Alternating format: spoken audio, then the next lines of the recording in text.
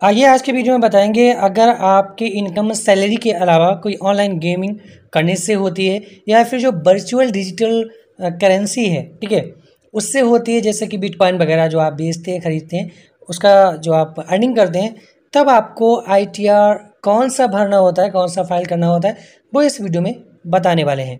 तो देखिए, ध्यान रखिएगा, अगर आपकी सैलरी के नाम कोई इनकम हो रही है ऑनलाइन गेमिंग वगैरह से या वर्चुअल डिजिटल करेंसी वगैरह जो भी होती है उससे, तो आपको ITR-2 या ITR-3 फाइल करना होता है। सबसे बेस्ट रहने वाला है ITR-2। तो इस वीडियो में बताएंगे ITR-2 आप किस तरह से सबमिट करेंगे फाइनली, स्टेप बाय स्टेप देखिएगा। इस तरह से आप इनकम टैक्स के पोर्टल पर लॉगिन कर लीजिएगा। यहाँ आपको फाइल नाउ वाला ब्लू कलर का बटन मिलेगा, इससे आप पहुँच सकते हैं, नहीं तो यहाँ 3 लाइन्स पर क्लिक करें। उसके बाद यहाँ आपको ई फाइल पर क्लिक करना है, इनकम टैक्स रिटर्न्स इस पर क्लिक करना है। उसके बाद फाइल इनकम टैक्स रिटर्न इस पर क्लिक करेंगे। अब आपको यहाँ पर देखेंगे सिलेक्ट असेसमेंट ईयर, जैसे कि करंट में 2024-25 चल रही है। असेसमेंट ईयर फाइनेंशियल ईयर से 1 साल ज़्यादा यानी आगे ली जाती है। उसके बाद ऑनलाइन इस पर क्लिक करेंगे एंड देन कंटिन्यू पर क्लिक कर देंगे। उसके बाद यहाँ स्टार्ट न्यू फाइलिंग इस पर क्लिक करेंगे। यहाँ पर अगर आप इंडिविजुअल हैं तो ऑब्वियसली इंडिविजुअल ही होंगे, इस पर क्लिक रहने देंगे, कंटिन्यू पर क्लिक कर देंगे। आपको देखेंगे यहाँ पर ITR फॉर्म चूज करना होता है, सिलेक्ट ITR फॉर्म इस पर क्लिक करेंगे और यहाँ पर देखेंगे ITR-2 इसे सिलेक्ट कर लिया और प्रोसीड विद ITR-2 इस पर क्लिक करेंगे। यहाँ कुछ इन्फॉर्मेशन का पॉपअप आएगा, ओके पर क्लिक कर देंगे। नीचे स्क्रॉल करेंगे, लेट्स गेट स्टार्टेड इस पर क्लिक करेंगे। यहाँ आपको पहले से ऑप्शन कुछ सिलेक्ट मिलेंगे, आपको कुछ भी समझ नहीं आ रहा तो सिंपली यहाँ अदर्स पर क्लिक कीजिए और कंटिन्यू पर क्लिक कर दीजिए। ITR-2 में आपको कुछ शेड्यूल सिलेक्ट करने होते हैं, जैसे कि यहाँ पर जनरल, उसके बाद यहाँ पर जनरल का शेड्यूल ए रहेगा जो कि जनरल इन्फॉर्मेशन आपकी होती है। उसके बाद यहाँ इनकम पर क्लिक करेंगे, यहाँ पर देखेंगे इनकम शेड्यूल सैलरी। अगर आपकी सैलरी से भी इनकम है और ITR-2 में आप दिखाना चाहते हैं तो सैलरी शेड्यूल वाला इस पर टिक रहने दें, अगर नहीं है तो इसे आप अनटिक भी कर सकते हैं। हमारे केस में है सैलरी से भी इनकम है और ऑनलाइन गेमिंग वगैरह वर्चुअल करेंसी से भी इनकम है, तो इसको हम टिक रहने देंगे। नीचे यहाँ पर आएंगे, अगर आपकी कोई हाउस प्रॉपर्टी से इनकम है तो इसे सिलेक्ट रहने देंगे, कैपिटल गेन वगैरह है तो देख लेंगे। उसके बाद नीचे देखेंगे यहाँ पर वर्चुअल डिजिटल एसेट्स जिन्हें बोलते हैं, जैसा कि हमने बताया वर्चुअल डिजिटल करेंसी, जैसे आप ऑनलाइन जो यूज करते हैं उससे अर्निंग करते हैं, ठीक है, तो वो वर्चुअल डिजिटल एसेट्स कहलाते हैं। इसको भी आपको यहाँ टिक कर लेना है VDA, okay. Schedule other sources, अगर आपकी अदर सोर्सेज से कोई इनकम है तो इसे सिलेक्ट रहने दें, नहीं तो इसे हटा सकते हैं। उसके बाद यहाँ पर देखेंगे शेड्यूल स्पेसिफाइड पर्सन इनकम, अगर कोई स्पाउस मेरा child spouse my child in वगैरह के स्पेशल पर्सन से कोई इनकम वगैरह है तो देखेंगे, नहीं तो इसे अनटिक रहने देंगे। Schedule special income, special income में यहाँ पर देखेंगे जो स्पेशल इनकम जो होती है ऑनलाइन गेमिंग वगैरह उसकी होती है, इस पर टिक कर देंगे। उसके बाद नीचे स्क्रॉल करेंगे, आपको कंटिन्यू पर क्लिक करना है। यहाँ कंटिन्यू पर क्लिक करेंगे, यहाँ कंटिन्यू पर क्लिक कर देंगे। अब यहाँ देखेंगे जनरल इन्फॉर्मेशन आ गई है। यहाँ पर पूछेगा आप कौन सी टैक्स रेजिम चुनना चाहते हैं। यहाँ पर लिखा हुआ है As the new tax regime is default tax regime for EY 2024-25, do you wish to exercise the option under section 115 BAC for opting out of new tax regime? यहाँ पर अगर आप न्यू टैक्स रेजिम चूज करते हैं तो yes करना है, अगर ओल्ड टैक्स रेजिम चूज करते हैं तो यहाँ पर नो पर क्लिक करना है, ठीक है। जैसे कि ITR-1 में क्या होता है, वहाँ पर उल्टा हिसाब होता है, ऑप्टिंग आउट लिखा होता है, इस वजह से। यहाँ पर देखिए by default new tax regime select है तो यहाँ पर नो पर क्लिक है। अगर आपको ओल्ड टैक्स रेजिम चूज करना है तो लिखा हुआ है if you want your tax liability to be computed as per old tax regime please select yes. अगर आपको ओल्ड टैक्स रेजिम में जाना है तो यस पर क्लिक करें, न्यू टैक्स रेजिम में रहना है तो नो पर क्लिक रहने दें और कंटिन्यू पर क्लिक करें। उसके बाद यहाँ पर सैलरी एग्जेम्पशन आएंगे, यहाँ पर नीचे स्क्रॉल करना है, आपको कंटिन्यू पर क्लिक करना है। डिडक्शन देखेंगे, यहाँ पर केवल न्यू टैक्स रेजिम में केवल 80CC-D सब सेक्शन 2 मिलता है, जो कि एम्प्लॉयर का कंट्रीब्यूशन होता है NPS में। अगर एम्प्लॉयर आपका ग्रॉस सैलरी में ऐड करके देता है तब आप यहाँ पर टैक्स छूट ले सकते हैं, अदरवाइज नहीं। अगर आपके केस में है तो यस करें, नहीं तो कंटिन्यू पर क्लिक करें। यहाँ ओके पर क्लिक कर देंगे।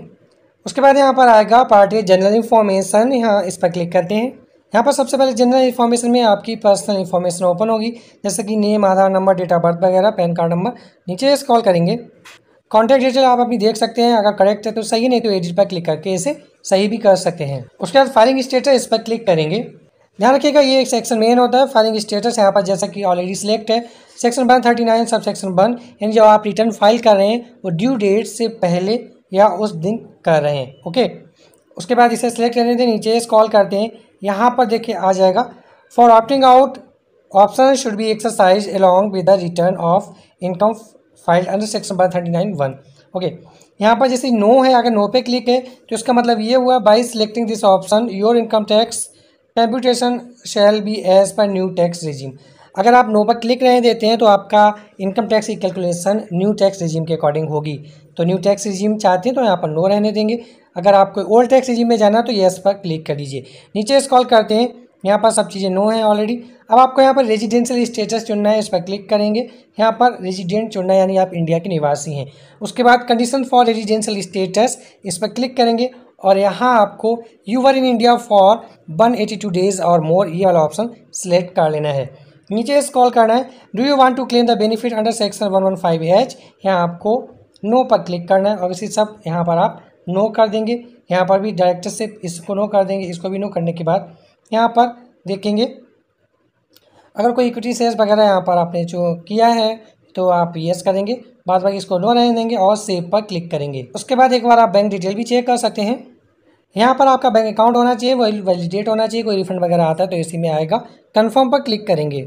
इस तरह से देखेंगे आपका जनरल इन्फॉर्मेशन वाला पार्ट कन्फर्म्ड हो गया है, ग्रीन टिक लिख कर आ गया है। अब शेड्यूल्ड सैलरी है, इस पर क्लिक करेंगे। ये उस केस में अगर जिसके सेक्शन में सैलरी की इनकम होती है तभी आप भरेंगे, नहीं तो इसे छोड़ सकते हैं। जैसे कि यहाँ पर देख सकते हैं इस कैंडिडेट की सैलरी यहाँ पर इनकम हो रही है as per section 17 sub section 1 के तहत। यहाँ पर ऑलरेडी फील्ड है। ये सैलरी आप अपने फॉर्म AIS से मैच कर लें। AIS कैसे डाउनलोड करेंगे, इस पर वीडियो ऑलरेडी बना हुआ है, इस वीडियो के डिस्क्रिप्शन में जाइए, वहाँ से लिंक मिल जाएगा, वहाँ पर चेकआउट कर लीजिएगा। और एक बार अपना फॉर्म 16 और फॉर्म 26 AS भी मैच कर लें। यहाँ सैलरी डिटेल दी गई है। उसके बाद अब आपको यहाँ ए डिटेल ऑफ ब्रेकअप पर क्लिक करेंगे। यहाँ पर आपकी डिटेल्स दी गई होगी, किस माध्यम से सैलरी आ रही है, एम्प्लॉयर कौन है। नीचे स्क्रॉल करते हैं, नेचर ऑफ एम्प्लॉय इस पर सिलेक्ट करेंगे। आप सेंट्रल गवर्नमेंट के कर्मचारी हैं, स्टेट गवर्नमेंट के, यहाँ से चूज कर लेंगे या पब्लिक सेक्टर अंडरटेकिंग जो भी हो वो चूज कर लीजिएगा। उसके बाद नीचे आने के बाद यहाँ नेचर ऑफ सैलरी यहाँ पर ऑलरेडी सब कुछ फील्ड होगा।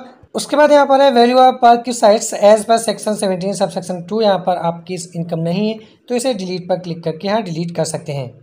उसके नीचे स्क्रॉल करेंगे, ये भी सेक्शन नहीं है, इसको भी डिलीट कर दीजिएगा। उसके बाद यहाँ और नीचे स्क्रॉल करने के बाद सेव पर क्लिक कर देंगे। अब इस तरह से ब्रेकअप कंप्लीट हो जाएगा। नीचे स्क्रॉल करने के बाद अब आपको फाइनली कंफर्म पर क्लिक करना है।